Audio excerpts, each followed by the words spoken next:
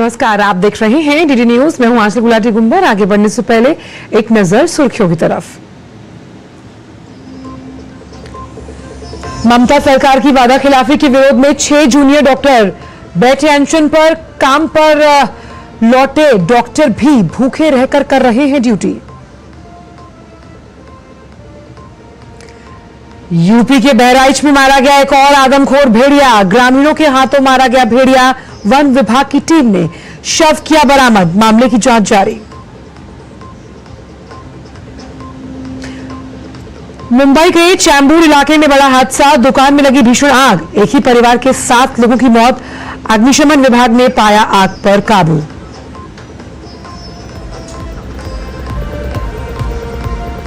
मालदीव के राष्ट्रपति मोहम्मद मोइजू 5 दिवसीय भारत दौरे पर आज पहुंचेंगे नई दिल्ली। प्रधानमंत्री के साथ आपसी हितों के द्विपक्षीय, क्षेत्रीय और अंतर्राष्ट्रीय मुद्दों पर करेंगे चर्चा।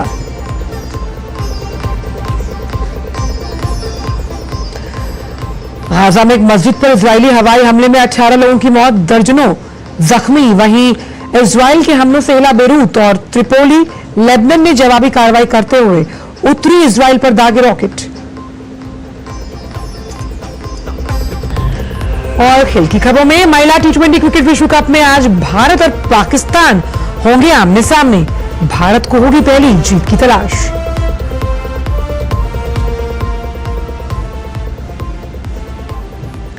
और आइए अब जान लेते हैं इन सभी खबरों को विस्तार के साथ। कोलकाता के आरजीकर मेडिकल कॉलेज में जो अस्पताल है, वहां रेप और मर्डर केस के खिलाफ प्रदर्शन कर रहे जूनियर डॉक्टर्स अब आमरण अनशन पर हैं। ममता सरकार की ओर से उनकी मांगों को लेकर कोई प्रतिक्रिया नहीं देने पर कल रात डेडलाइन खत्म होने के बाद उन्होंने आमरण अनशन की घोषणा कर दी। पहले चरण में 6 जूनियर डॉक्टर्स आमरण अनशन पर बैठे हैं। जो जूनियर डॉक्टर काम पर लौट भी गए, वो बिना कुछ खाए पिए मरीजों का इलाज कर रहे हैं। अपनी 10 सूत्रीय मांगों को पूरा करने के लिए राज्य सरकार को इन्होंने 24 घंटे का समय दिया था। इनकी मांगों में दरिंदगी की शिकार डॉक्टर के परिवार को जल्द न्याय, स्वास्थ्य सचिव को पद से हटाना, सरकारी अस्पतालों में पर्याप्त सुरक्षा व्यवस्था और धमकी की संस्कृति खत्म करना, सेंट्रलाइज रेफरल सिस्टम और खाली बिस्तरों की डिजिटल निगरानी की व्यवस्था समेत कई और मांगे शामिल हैं। पश्चिम बंगाल के दक्षिण 24 परगना में ट्यूशन पढ़ने निकली छात्रा के अपहरण के बाद हत्या को लेकर आसनसोल में बीजेपी के बैनर तले लोगों ने विरोध प्रदर्शन कर रैली निकाली। रैली में शामिल लोगों ने ममता सरकार और पश्चिम बंगाल पुलिस के खिलाफ जमकर नारे लगाए। रैली में शामिल एक प्रदर्शनकारी ने बताया कि बंगाल में लगातार महिलाओं के खिलाफ बलात्कार और हत्या की घटनाएं हो रही हैं। ममता सरकार को तुरंत इस्तीफा देना चाहिए। ट्यूशन पढ़ने निकले थे, उसका पिताजी 10 बजे तक जब नहीं आया, उसका पिताजी खोजने निकले, उनको खोज के नहीं मिला, पुलिस के पास गए, पुलिस एफआईआर लिया नहीं। उसके बाद आज सुबह उसका डेड बॉडी मिला है खेत का अंदर, बलात्कार करके हत्या कर दिया गया।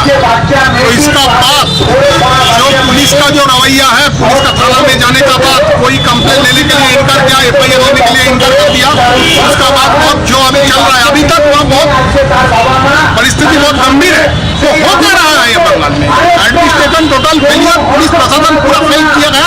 अभी इमीडिएट ममता बनर्जी को रिजाइन कर देना चाहिए। खबर उत्तर प्रदेश से, जहां के बहराइच में छठा भेड़िया आखिरकार मारा गया। देर रात आदमखोर भेड़िए को ग्रामीणों ने पीट कर मार डाला। आपको बताएं कि भेड़िए ने बकरी का शिकार किया और उसी दौरान लोगों ने भेड़िए को घेर लिया और मार डाला। वहीं वन्य से लेकर बहराइच के डीएफओ अजीत सिंह ने कहा कि वन विभाग की टीम इस आखिरी भेड़िए को पकड़ने की काफी कोशिश कर रही थी। गांव में एक जानवर का शव मिलने की सूचना मिलने के बाद मौके पर वन विभाग की टीम पहुंची, जहां भेड़िया मरा हुआ पाया गया। वहीं इस मामले की जांच भी की जा रही है। 8:30 बजे सूचना मिली कि एक जानवर बकरी को ले जा रहा था, जिसको कुछ लोगों ने मार दिया। तो हम वहां गए तो देखा मौके पर तो वो भेड़िया और बकरी दोनों साथ में मरे पड़े थे। हम वहां से तत्काल वहां से बरामद करके और ले आए हैं। पोस्टमार्टम अभी कराएंगे और पोस्टमार्टम रिपोर्ट के बाद ये कंफर्म हो जाएगा। खबर मुंबई से, जहां के चेंबूर इलाके की एक दुकान में लगी आग में एक ही परिवार के 7 लोगों की मौत हुई है। ये भीषण हादसा सुबह करीब 5:15 बजे सिद्धार्थ कॉलोनी में हुआ। सभी मृतक एक ही परिवार के हैं। यह हादसा तब हुआ जब परिवार के सभी सदस्य सोए हुए थे। आग की सूचना मिलते ही दमकल विभाग मौके पर पहुंचा और पीड़ितों को रेस्क्यू किया। फिर उन्हें राजावाड़ी अस्पताल ले जाया गया, जहां चिकित्सकों ने उन्हें मृत घोषित कर दिया। मालदीव के राष्ट्रपति मोहम्मद मोइजू आज से 10 अक्टूबर तक भारत के दौरे पर रहेंगे। 4 महीनों में नई दिल्ली की उनकी दूसरी यात्रा होगी। मोइजू की यह भारत की पहली द्विपक्षीय यात्रा है। इससे पहले वो जून 2024 में प्रधानमंत्री नरेंद्र मोदी के शपथ ग्रहण समारोह में शामिल होने के लिए नई दिल्ली आए थे। विदेश मंत्रालय ने एक बयान में कहा कि अपनी यात्रा के दौरान मोइजू राष्ट्रपति द्रौपदी मुर्मू से मुलाकात करेंगे और प्रधानमंत्री के साथ आपसी हितों के द्विपक्षीय, क्षेत्रीय और अंतर्राष्ट्रीय मुद्दों पर चर्चा भी। मोहम्मद मोइजू मुंबई और बेंगलुरु भी जाएंगे, जहां वो बिजनेस इवेंट्स में हिस्सा लेंगे। विदेश मंत्री डॉ जयशंकर ने अरुणाचल प्रदेश में चीनी घुसपैठ की रिपोर्टों का खंडन किया और कहा कि वास्तविक नियंत्रण रेखा पर भारत की मजबूत गश्त लगातार चल रही है। नई दिल्ली में प्रेसिडेंट टाइम के कॉन्क्लेव में एक सवाल के जवाब में विदेश मंत्री ने ये बात कही है। In Arunachal Pradesh, we are very robust in our patrolling to the LAC, and I can tell you that, in terms of our patrolling in the LAC, there'll be no major change. Last 5-10 years, maybe even longer. और अब बात करते हैं नवरात्रि की, आदिशक्ति की आराधना से जुड़ी हुई।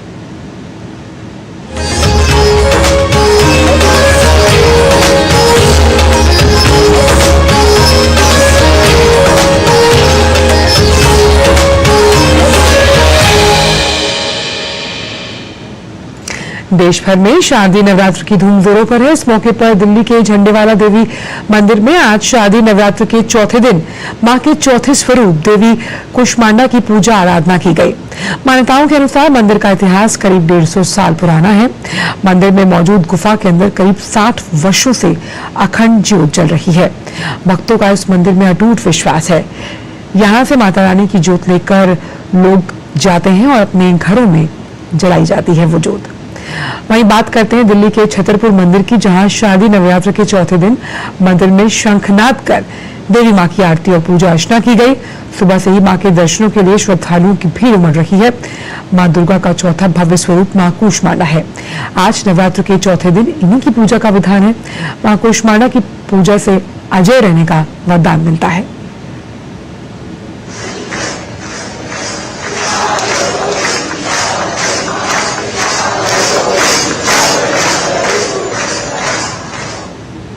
और प्रधानमंत्री ने रोज की तरह आज भी नवरात्र पर एक वीडियो साझा किया, जिसमें उन्होंने मां के चौथे स्वरूप देवी कुष्मांडा का चरण वंदन किया और कामना की कि माता की कृपा से सभी का जीवन आयुष्मान हो।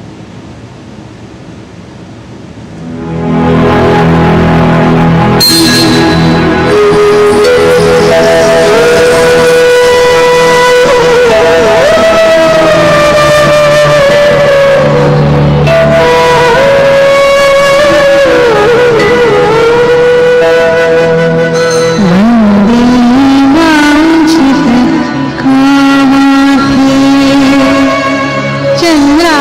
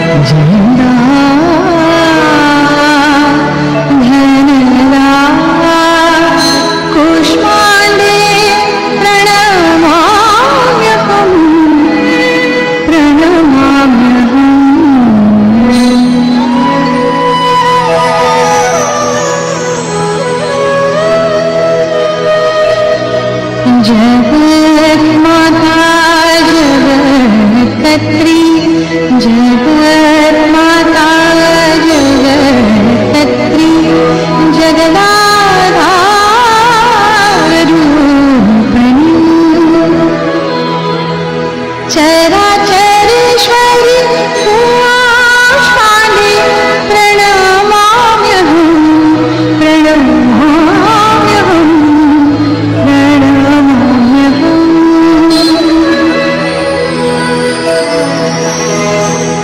त्रैलोक्य सुन्दरी त्वं हि दुःख शोक निवारिणी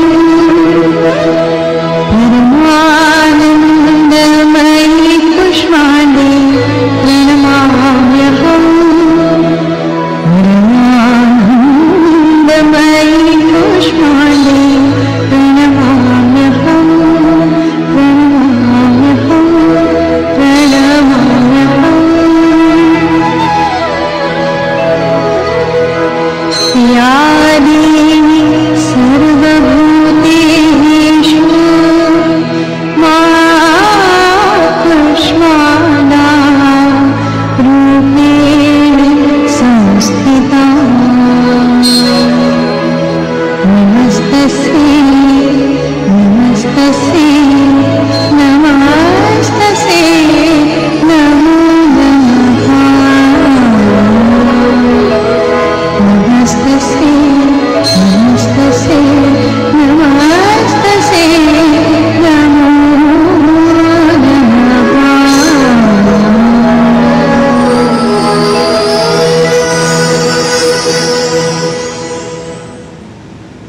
तो देश भर में नवरात्र की धूम मची है। नवरात्र शुरू होने के साथ ही गुजरात गरबा के रंग में रंग गया।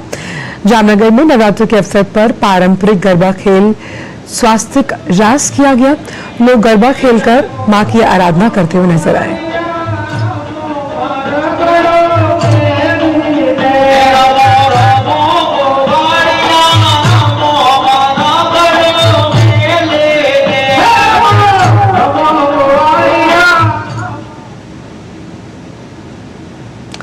तो ये थी खबरें मां की आराधना से जुड़ी हुई।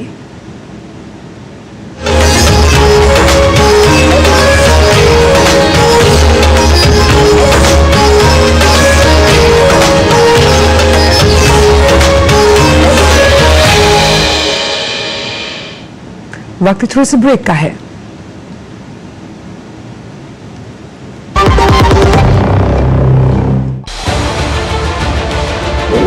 उत्तर से दक्षिण तक, पूर्व से पश्चिम तक, देश हो या दुनिया की खबर है तो पड़ताल जरूरी है। देखिए हमारे साथ मेरे पीछे भारत की सबसे एजेंडा भारत का रहा है और किस तरह से एक नई शुरुआत इस वक्त डीडी न्यूज पर।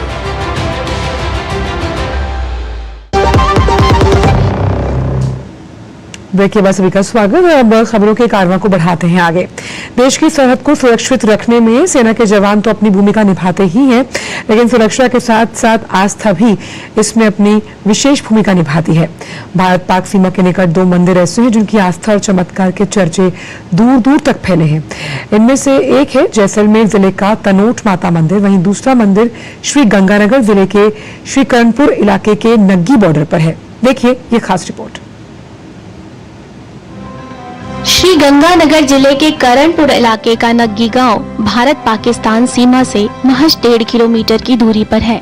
सरहद पर दुर्गा माँ का मंदिर भी बना हुआ है जो आस्था का विशेष केंद्र है। इस मंदिर के स्थापना के बारे में बताते हुए पुजारी मोहनलाल ने बताया कि जब इस मंदिर का निर्माण हुआ तो वो सिर्फ 16 वर्ष के थे।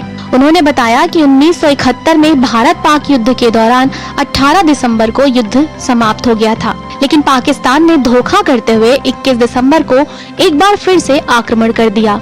जब पैरा बटालियन के 22 जवान दुश्मन पर आक्रमण के लिए बढ़ रहे थे तो पाकिस्तान द्वारा बिछाई गई माइन से 21 जवान शहीद हो गए, लेकिन एक जवान को माता ने दर्शन दिए और आगे का रास्ता दिखाया। ठीक इसी जगह पर सेना द्वारा मंदिर का निर्माण कराया गया और शहीद जवानों की याद में एक स्मारक भी बनाया गया। 3 घंटे की लड़ाई थी, हमारे इतिहास के अंदर वहाँ लिखा हुआ है। वो 3 बजे से लेकर सुबह 6 बजे तक 3 घंटों में ये पूरा एरिया सर कर दिया था। हमारे जो 21 जवान जो शहीद हुए थे इनका अंतिम संस्कार हमारे कल्याण भूमि कर्णपुर में किया गया है। छोटा मंदिर बना के छोटी फोटो रख के और वो तो चले गए। गाँव वालों को पता था उसी रात का भी वहाँ कोई ना कोई चमत्कार हुआ है। नग्गी गांव के पूर्व सरपंच ने बताया कि इस युद्ध के दौरान ग्रामीणों ने सेना का साथ दिया और गांव को खाली नहीं किया। उन्होंने बताया कि जब भारतीय सेना वापस लौट रही थी तो पाकिस्तान सेना ने धोखे से आक्रमण किया, तो भारतीय सेना के सरहद पर पहुंचने तक ग्रामीणों ने मोर्चा संभाला और ट्रैक्टरों के साइलेंसर निकालकर तेज आवाज में ट्रैक्टर चलाए। फिर दुश्मन को लगा कि भारतीय टैंक और सेना पहुंच गई है और 2 दिन तक दुश्मन को रोके रखा। उन्होंने कहा कि मां दुर्गा पूरे नग्गी गांव पर अपनी कृपा बनाए हुए हैं। मंदिर में दर्शन करने आए लोगों का कहना है कि इस मंदिर में आकर उन्हें सुकून मिलता है और यहाँ हर मनोकामना पूर्ण होती है। 28 दिसंबर आती थी, उस टाइम क्या है कि कोई न कोई इनमें हादसा होता था। फिर किसी जवान के मुंह से बोली माता बोली, तो यहाँ आके फिर उन्होंने 28 दिसंबर को इसको मनाना चालू कर दिया। 28 दिसंबर के बाद यहाँ माता का मंदिर बनाना चालू। मैं यहाँ दर्शन करने आया हूँ। माता के मंदिर की मान्यता दूर दूर तक है, तो मान्यता के बारे में जैसे हमें भी पता चला तो हमारे मन में भी जिज्ञासा हुई और दर्शन के लिए आया हूँ। बहुत अच्छा लग रहा है यहाँ का माहौल देख करके। बता दें कि इस मंदिर का रखरखाव भी सेना ही करती है और पिछले साल जनप्रतिनिधियों और सेना के माध्यम से मंदिर का जीर्णोद्धार भी करवाया गया है। Bureau report, DD news. Himachal Pradesh से, जहां के धर्मशाला में धौलाधार पर्वत की ऊपरी चोटियां जो हैं वो बर्फ से ढक गई। पहाड़ों पर मौसम की पहली बर्फबारी देखने को मिली। आपको बताएं कि मैदानी इलाकों के साथ साथ पहाड़ी इलाकों में भी पोस्ट मानसून की बारिश हो रही है और बारिश की वजह से और बर्फबारी के कारण पहाड़ों पर ठंड बढ़ने लगी। साथ ही मैदानी इलाकों में बारिश ने ठिठुरन को बढ़ा दिया है। खबर उत्तर प्रदेश से, जहां के गोरखपुर की रहने वाली डेफ बैडमिंटन खिलाड़ी आदित्य यादव ने अपनी खेल प्रतिभा से देशी नहीं विदेशी धरती पर भी कई पदक अपने नाम किए। 12 साल की उम्र में डेफ ओलंपिक बैडमिंटनशिप जो चैंपियनशिप रही, उसमें भारत को पहली बार गोल्ड मेडल दिलाने वाली आदित्य का सपना अब सामान्य वर्ग में पदक जीतने पर है। देखिए खास रिपोर्ट।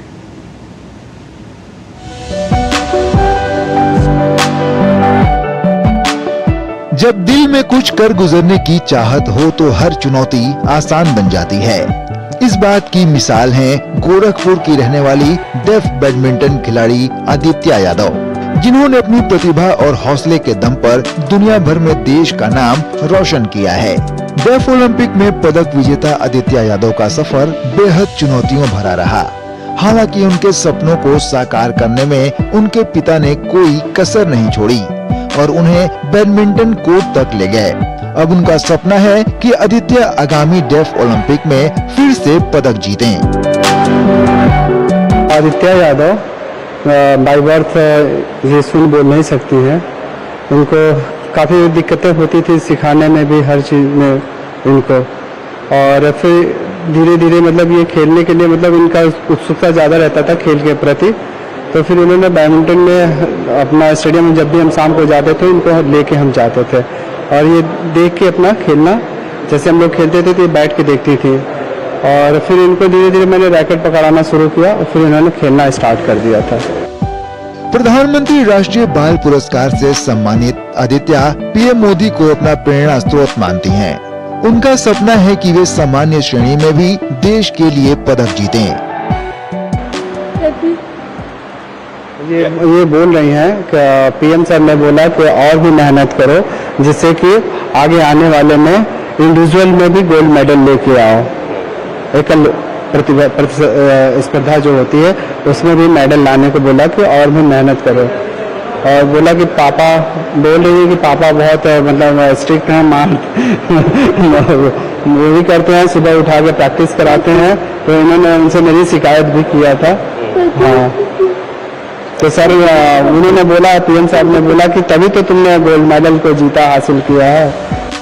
आदित्य यादव के नाम कई उपलब्धियां दर्ज हैं। उन्होंने 12 साल की उम्र में ब्राजील में हुए डेफ ओलंपिक बैडमिंटन चैंपियनशिप में भारत को पहली बार गोल्ड मेडल दिलाया था।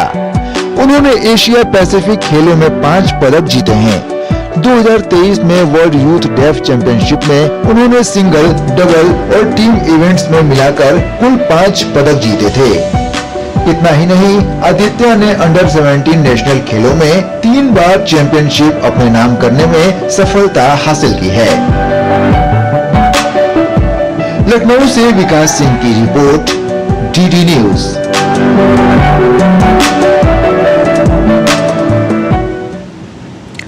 हाल ही में मराठी को अभिजात भाषा का दर्जा दिया गया। इस फैसले का महाराष्ट्र के मराठी भाषी लोगों को दशकों से इंतजार था।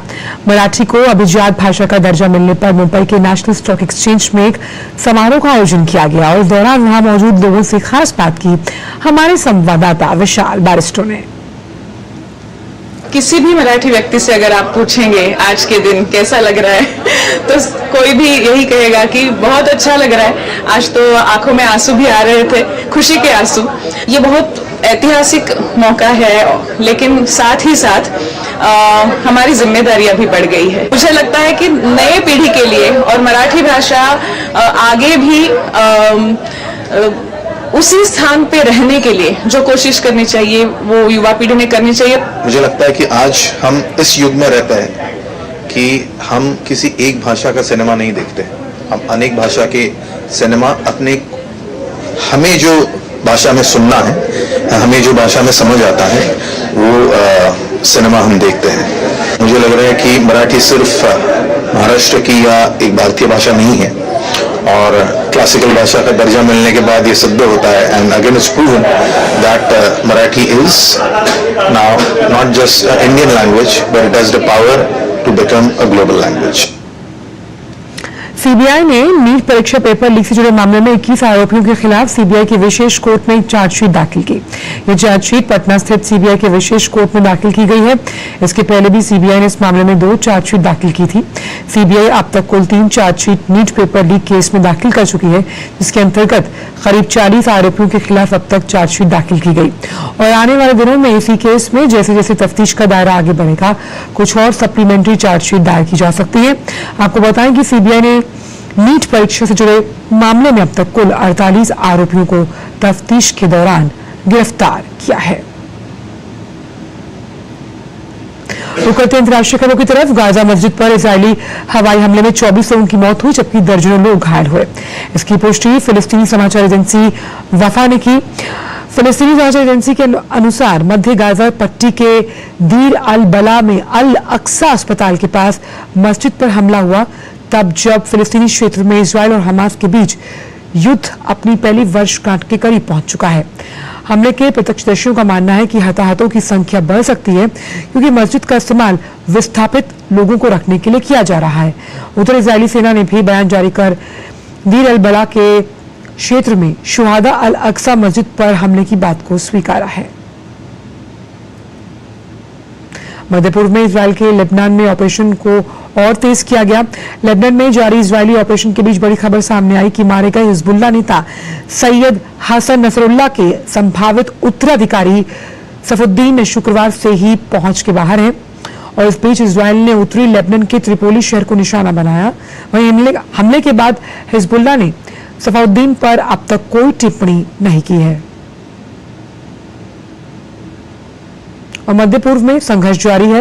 इजरायली ऑपरेशन के जवाब में लेबनान ने उत्तरी इजरायल पर रॉकेट से हमला किया। खतरे को देखते हुए उत्तरी इजरायल में रेड अलर्ट जारी किया गया था।